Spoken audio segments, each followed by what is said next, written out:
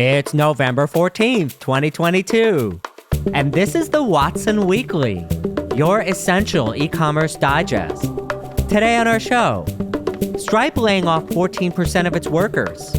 BigCommerce Q3 2022 results show profitability and sustainability concerns.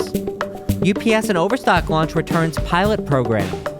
Google launches new deals-focused shopping updates. And finally, the Investor Minute, which contains 5 items this week from the world of venture capital, acquisitions, and IPOs.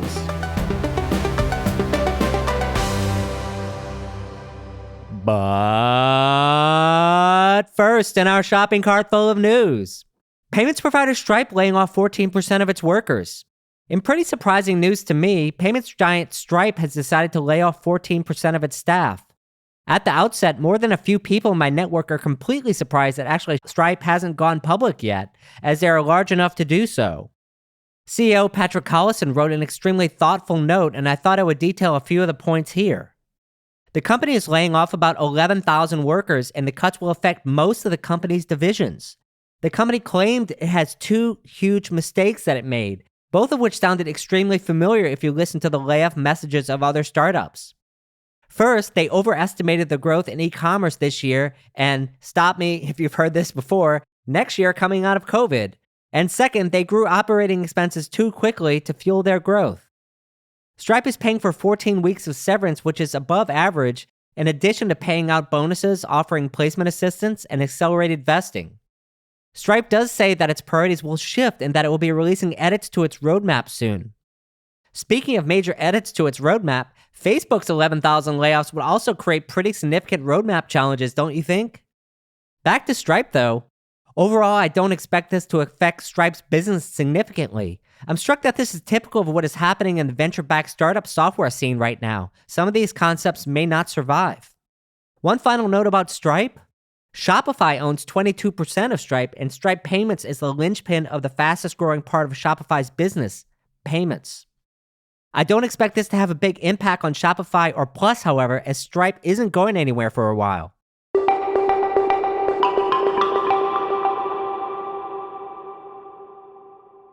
Our second story. BigCommerce Q3 2022 results show profitability and sustainability concerns. So it appears to me that SaaS companies have so much belt-tightening to do. While this part of the podcast is about BigCommerce, as a comparison, Shopify moved from flat to negative 25% net operating margin with their latest quarter. The below figures were based on the same quarter a year ago for BigCommerce. BigCommerce grew revenue 22% year over year. Keep in mind the revenue is not dependent on GMV. Subscription revenue is up 26%. As a comparison point, Shopify's subscription revenue is currently growing 12% year over year, so over twice as fast for BigCommerce. BigCommerce's cost of revenue grew 41% year over year. Expense lines as well. Here they are. Sales and marketing grew 31%, R&D 35%, and general and administration 42%. With these new expense gains, BigCommerce is now at negative 42% operating margin, which is just a tremendous number in this environment for a SaaS company not growing over 30% year over year. So what does it mean? A few things, I think.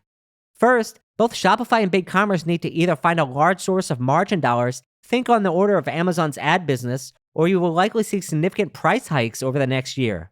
I'd be shocked to see both BigCommerce and Shopify not raise prices by 30% plus. When was the last time these platforms truly raised prices in a significant way anyway? Before you say there's no way their market could bear it, I beg to differ. BigCommerce makes most of its revenue from larger companies.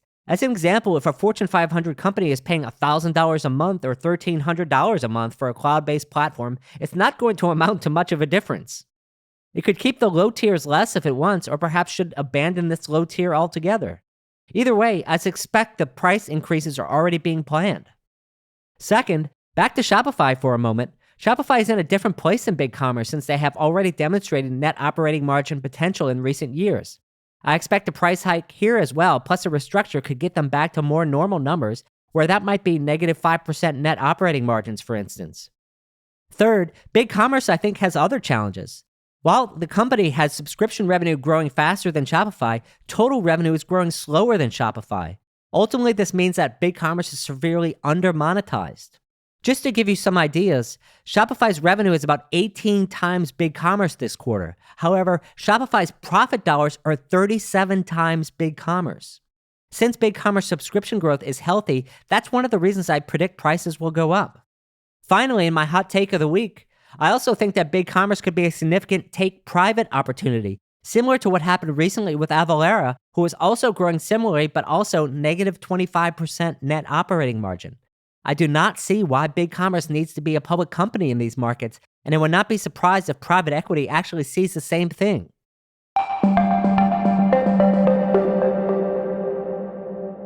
Our third story. UPS and Overstock launch returns pilot program.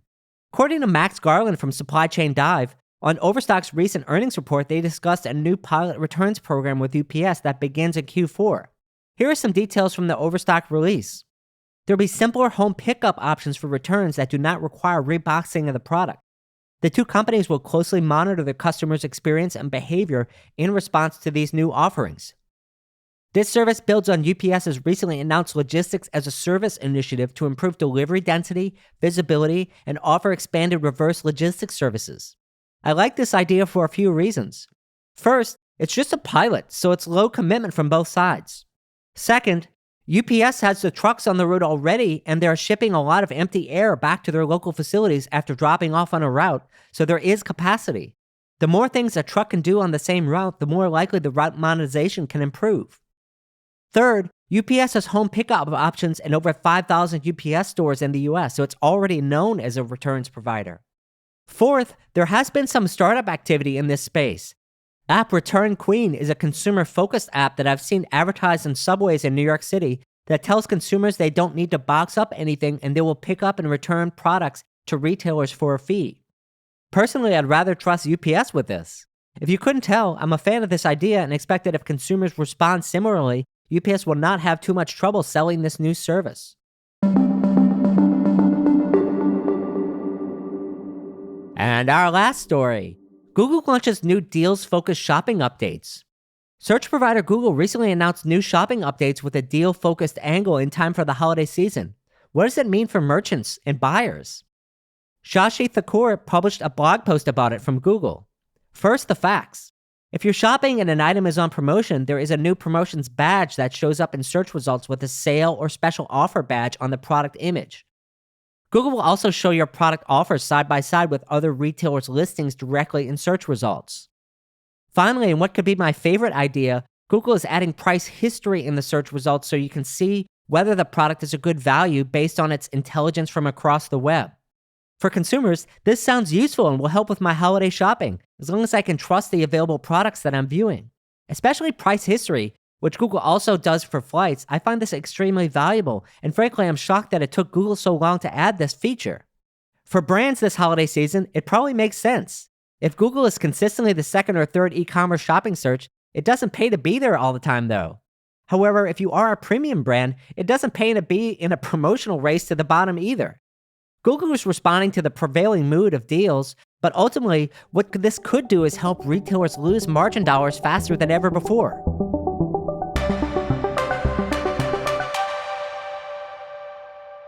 It's that time, friends, for our Investor Minute. We have 5 items on the menu today. First, Ernesta, a direct-to-consumer custom rug manufacturer, raises $25 million to elevate interior spaces. This wasn't as interesting as John Foley, the former CEO and founder of Peloton, my former boss at Barnes & Noble, incidentally, is the founder, and he is bringing most of the former Peloton gang along with him. I truly don't know a thing about the rug market, so hard to comment on this one, other than best wishes to John on his new journey. Second, Shipio raises $40 million to further supply chain visibility platform expansion.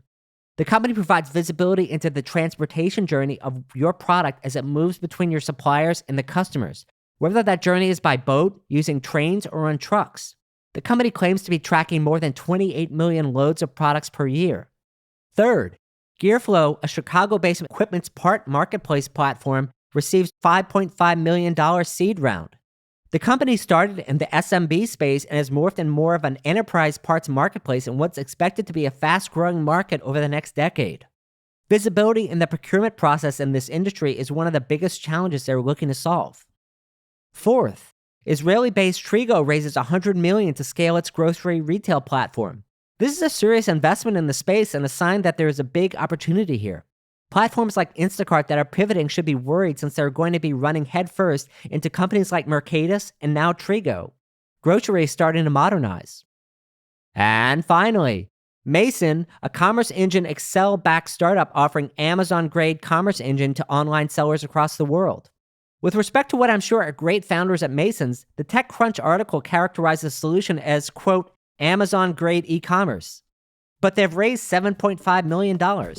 Do I need to say anything else? That's all for this week. Till next time, Watsonians.